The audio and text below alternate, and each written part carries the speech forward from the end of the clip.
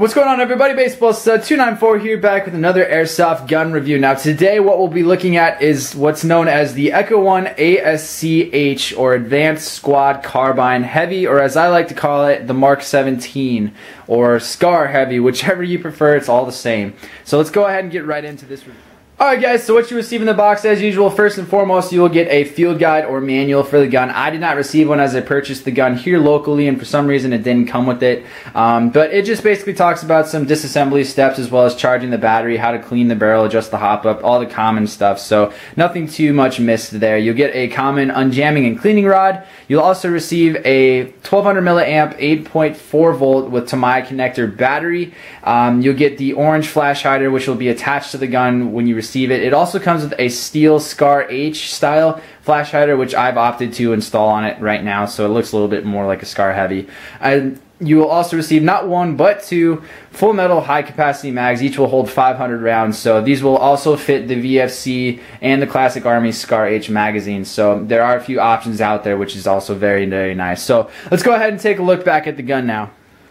Alright guys, now that we're looking at the exterior of the gun again, I want to throw this out there. The gun is also available in tan. This tends to be a more popular color for the SCAR variants. However, I opted to go with the less popular and get the black. Now my reason for that is being that the upper receiver is completely metal, the finish or the actual tan paint on the upper receiver tends to look a little bit glossy, which then is offset by the tan of the lower receiver. So you kind of have two different tan colors going on there, and I thought that looked a little bit goofy. So I chose to go for the black, but it's entirely up to the operator to determine which color they choose, which they like best, but they'll both function identically. So I'm going to move the gun back, and I'm going to briefly talk about the metal versus plastic parts before I zoom in and show you a little bit closer picture here.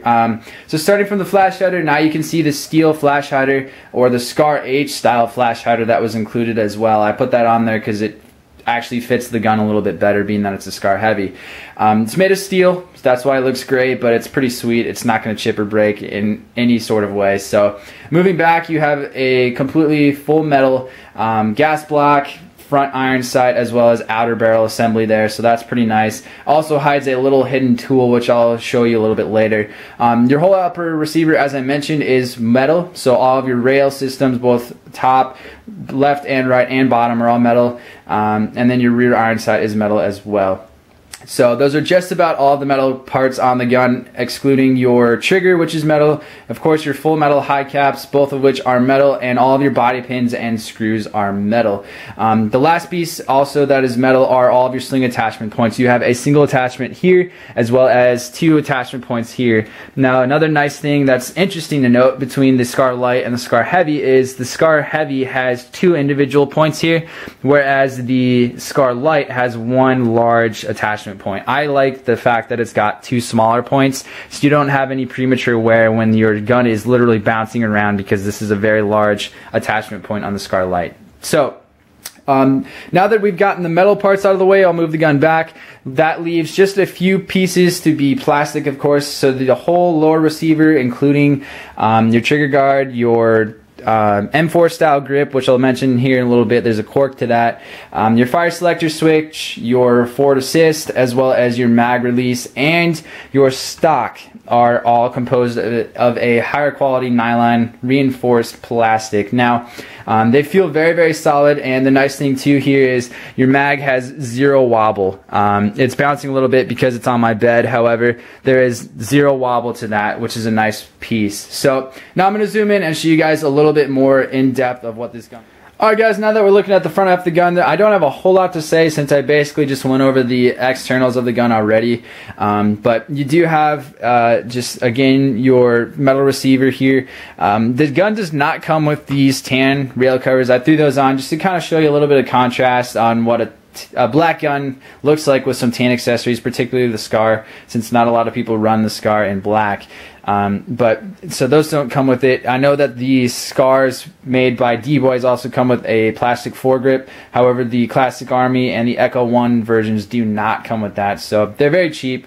I always recommend getting a little bit better quality one anyways. But this doesn't come with that since you get the steel flash hider. So Now talking about the front iron sight, it just simply, you push down this button here and it flips back, snaps up, wobbles a little bit, but you can actually adjust it. There's a little hex screw here that you can tighten this down. If you loosen it, you can actually completely remove this and replace it if it ever breaks. So that's kind of a nice feature. And then, as I mentioned, this whole assembly here is metal, as well as this whole upper receiver. So that's pretty nice. You have your metal your metal sling attachment here. One interesting little tool that I found, and no pun intended here, is this is actually simulating the gas adjustment on the real SCAR here. You would turn it to adjust the amount of gas pressure allowed into the gun. But if you actually unscrew it completely, I'll try and zoom in on this here slightly, but this is actually a hop-up adjustment tool. So you would turn it forward to adjust the hop and backwards to readjust it. So that's a pretty nice feature that they included into this. And also, there's a little C-clamp on here. If you can kind of see the break of it, I apologize for the lighting, but similar to what's on a hop-up unit, if you just pull this little ring off and then take off this castle tool, there's actually another tool underneath here that fits all of the hex screws on this gun, so you can actually field strip it right with you. You have all the tools you need. The other nice feature with this is if you ever strip this tool on the inside here, you can actually just pull it out, go to a hardware store, replace it for 50 cents, and put it back in. So that's a nice little tool. So then again, you just simply put it in and turn it, and it's reinstalled, and it doesn't go anywhere. It actually locks in place. So I like that feature. It's a nice little surprise. So I'm going to go ahead and cut the camera, and we'll move. Alright guys, now that we're looking closer to the midsection of the gun, we do have some white trades, as you can see. I'll read them top to bottom. Starting at the very top, says Echo-1 SEMCA, or SEMCA USA. Then moving down, it says ASC-H Mod 0, caliber 7.62 by 6mm, and then has the serial number of the gun. So I thought that was pretty cool. They're just brushed on, so they may chip off eventually, but we'll see. You have, as I mentioned too, your plastic fire selector. If it's pointed down, it's on the S for safe. You have a little 1 here, which stands for single or semi-automatic, and then you have A for auto. One thing I may do is kind of take some crayon and some wax and paint those in with a little bit of coloring just to make it look a little better. We'll see. You have your mag release on one side here.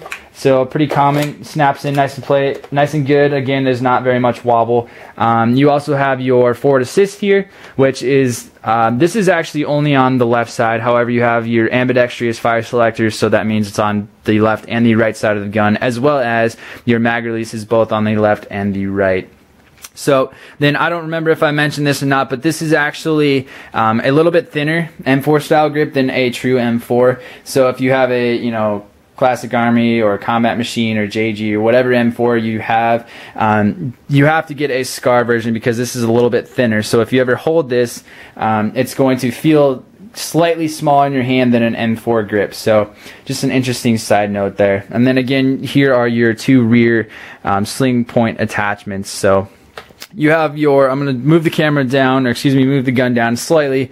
You have your flip-up iron sight. It's both windage and elevation, so you just twist here for elevation. You can see it's moving up, and then you would twist here and on the opposite side for your windage adjustment. And it does have a small peephole as well as a larger aperture for both adjusting. However, it's pretty stiff, so I just kind of leave the open one in use.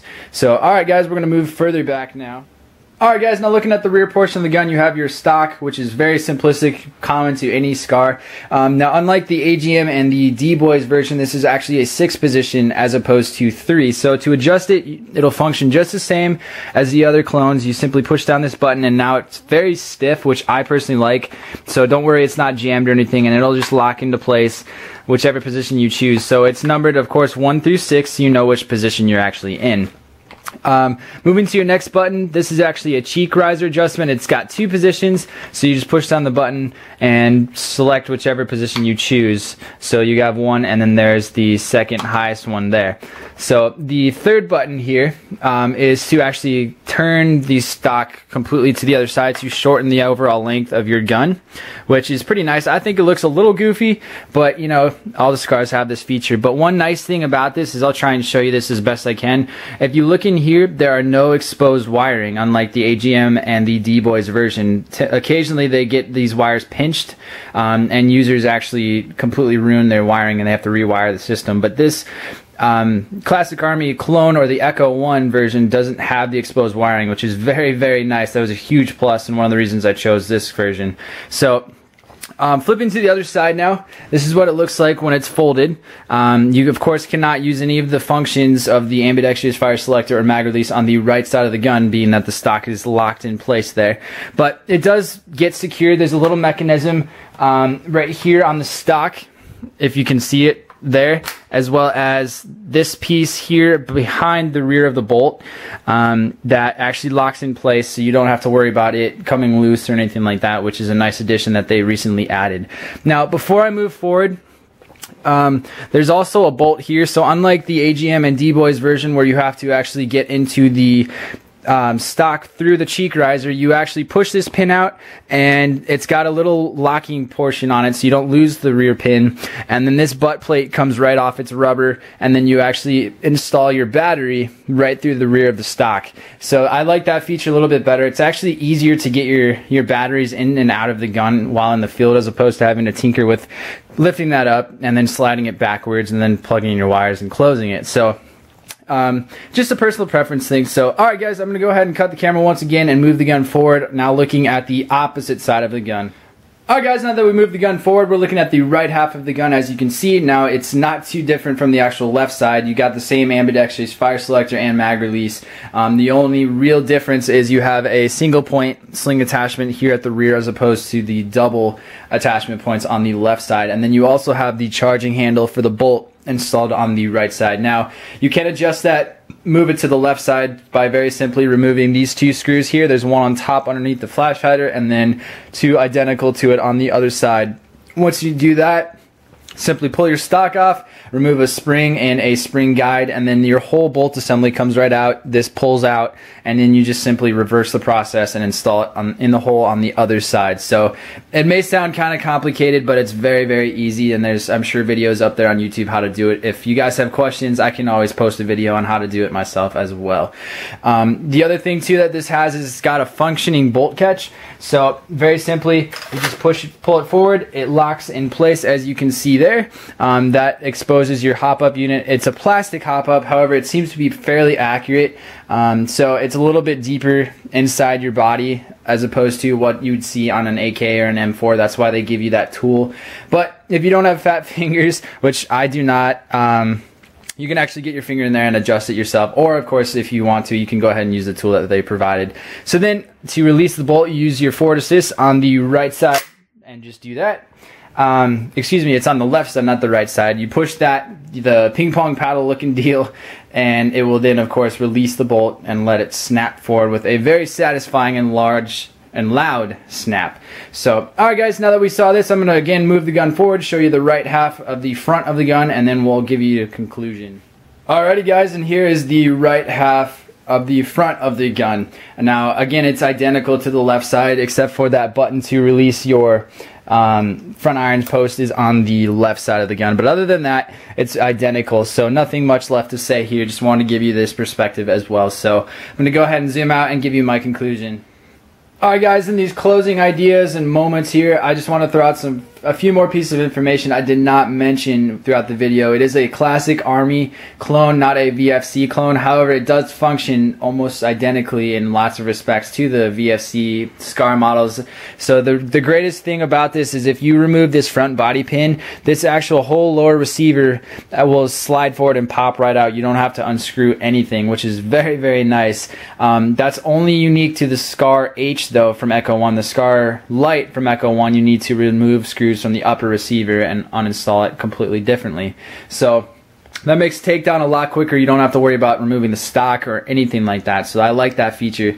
Now it's actually a classic Army clone, so it fires a little bit hot, which is pretty common for these. It's firing 410 to 415 feet per second with 0.2 gram BBs, so it's completely too hot for CQB and potentially too hot for some field games. So just be wary of that. Other than that, I mean, it's got a decent rate of fire, roughly 620 rounds per second, which is fairly accurate to the real SCAR when compared to a M4. And accuracy is pretty good. I can hit a man-sized target at about 150 to 160 feet pretty consistently, so that's definitely nice for a short barrel.